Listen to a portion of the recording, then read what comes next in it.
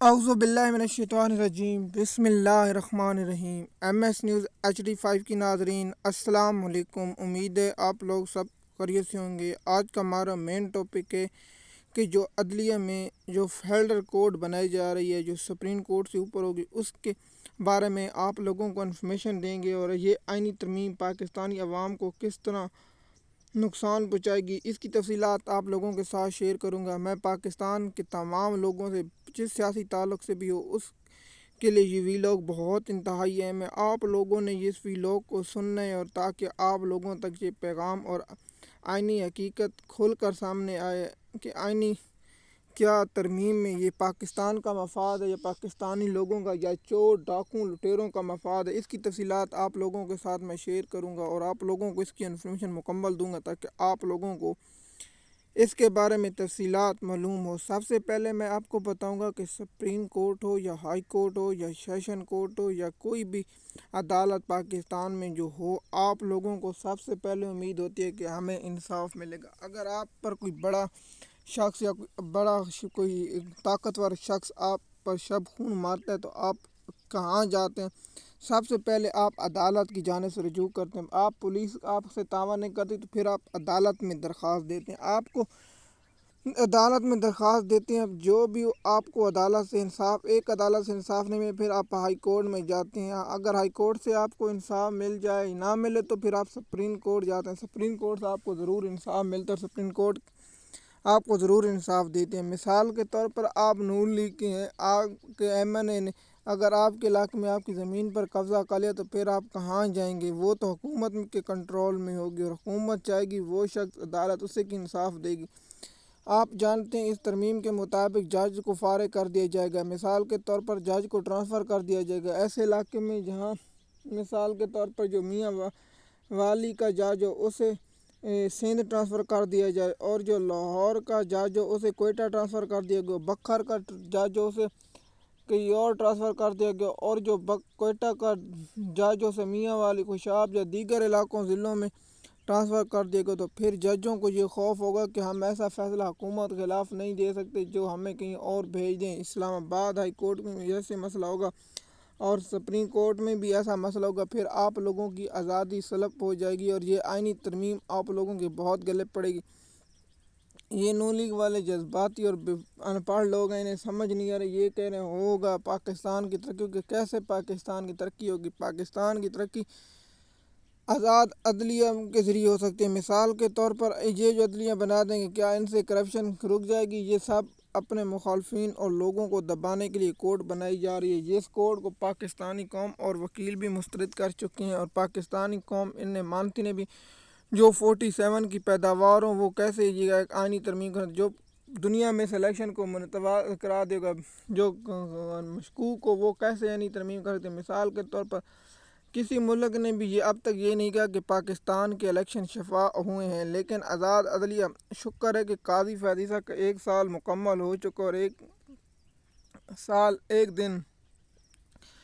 قاضی فیصلہ کے دور میں بہت سی ناانصافیاں صرف ایک پیپل پارٹی اس لیے چاہتے کہ انہیں بھٹو کا انصاف دیا جو مر گیا 50 سال کے بعد، لیکن 6 ججوں کا خط کا معاملہ بہت بڑا معاملہ تھا۔ اس کے بعد یہ کہ عمران خان کے خلاف کیس جب بھی آتا یہ خود بینچ میں چڑھ دوڑ بیٹھتا، اور جب کوئی پاکستان یا مفاد میں اپنے ساتھیوں ججوں سے یہ کام کرواتا۔ مثال کے طور پر آپ سب کے سامنے ملٹری کوڈ اور ملٹری کوڈ کا یہ فیصلہ معطل کر کے جج صاحبان بیٹھا ہے، اور یہ اس نے آئینی کہا تھا، اس نے کہا کوئی عین کے مفاد ہوگا اسے سپریم کورٹ قلعدم کرا دے گی۔ اب یہ کہے گا نہیں نہیں نہیں نہیں پانی پی پی نے ایسے جج پاکستانی قوم کے لیے نحوست ہیں، اللہ پاک انہیں ہدایت دے، لیکن ایسی امید ان کا ہدایت نہیں ہے کہ یہ پاکستانی قوم کے لیے سرد درد ہے۔ 1 سال ہو چکا ہے پاکستانی قوم کو نہ انصاف اس شخص سے، نہ دھاندلی کی درخواست ہے، نہ 9 مئی جوڈیشل کمیشن کی لاپتہ معلوم کی۔ یہ اتنا بے شرم شخص ہے، اس نے کہا تھا کہ مجھے معلوم نہیں اب میں لگا دوں گا، لیکن فل کورٹ کے سب میڈیا کے سامنے اور جب چل رہی سماعت اس وقت اس نے کہا تھا، لیکن ابھی تک اس کو شرم بھی نہیں ہے کہ میں نے پوری قوم کے سامنے یہ بیان دیا، لیکن کیا جس میں تھوڑی سی بھی ہو تو وہ کرتا، لیکن یہ بغض عمران خان میں اتنا گر چکا ہے، لیکن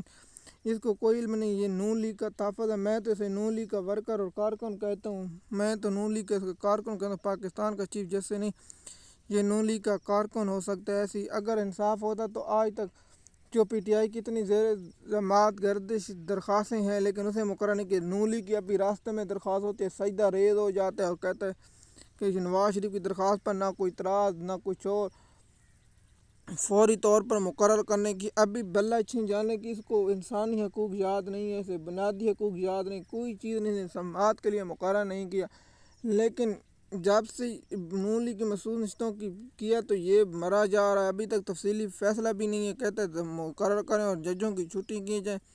اب پتہ نہیں تفصیلی فیصلہ کب تک آئے گا، اب تب آئے گا تو ہم آپ لوگوں کے ساتھ وہ شیئر کر دیں۔ آج کی تاریخ جو 18 ستمبر ہے اور اس کے بعد قاضی فادیسہ کے پاس رہ چکے ہیں کچھ 35-36 دن، اس کے بعد ٹھہر جائے گا۔ جو ذرائع کا کہنے کہ آئینی ترمیم 23 ستمبر کو لائے جانے کا امکان ہے، اب دیکھتے ہیں 23 ستمبر کو آئے گی یا نہیں، اس کی تفصیلات آپ لوگوں کے ساتھ شیئر کر دی ہے ہم نے پہلے بھی کہ آئینی ترمیم کو سپریم کورٹ کالعدم کرا دے گی، اور آئینی کورٹ جیسے میں نے آپ نے کہا تھا سینٹ میں ان کو ایک ووٹ کم پڑا تھا، مثال کے طور پر سینٹ کا ایک ووٹ کم تھا جس کی وجہ سے اگر مولانا مل بھی جاتے، آپ لوگوں کو بتاؤں کہ سینٹ کے چیئرمین ووٹ نہیں ڈال سکتے، اس لیے نون لیگ کو بہت بڑی شکست ہوئی۔ اب آپ لوگوں کو بتاتا ہوں کہ آزاد عدلیہ پاکستان کس لیے ضرورت، جیسے کہ آپ کو میں ایک مثال دے کر سمجھاتا ہوں۔ جس طرح مچھلی کو پانی کے لیے ضروری ہے کہ زندہ رہنے کے لیے پانی میں مچھلی کو رہنا ضروری ہے، اسی لیے پاکستان اور پاکستانی قوم کو زندہ رہنے کے لیے آزاد عدلیہ ہے۔ میں نے آپ لوگوں کو ایک مثال دی کہ آپ جو اس تعلق پارٹی سے رکھتے ہو، اگر آپ کی زمین یا آپ کے گھر یا دیگر اشیاء پر کوئی بڑا شخص قبضہ کرتا یا اس کے حکومت کے ساتھ تعلقات ہوتے ہیں، پھر آپ کو انصاف نہ ملنے کی امید مکمل ختم ہو جائے گی۔ لیکن آپ لوگوں نے یہ بات سمجھی کہ آئین پاکستان آزاد عدلیہ ہے، کیا آپ کو عدلیہ پر اعتبار نہیں؟ آپ پارٹیوں سے ہٹ کر سوچیں، اور پارٹیوں سے اگر ہٹ کر آپ سوچیں گے تو آپ کو معلوم ہوگا کہ یہ تو شریف خاندان اور زرداری خاندان جب آیا تو یہ ملک سے باہر چلے جاتے ہیں، ان کی جائیدادیں باہر، ان کے بچے باہر، ان کے کاروبار باہر، یہ تو پاکستان میں صرف حکومت کرنے آتے ہیں اور پاکستان قوم کو لوٹنے آتے ہیں،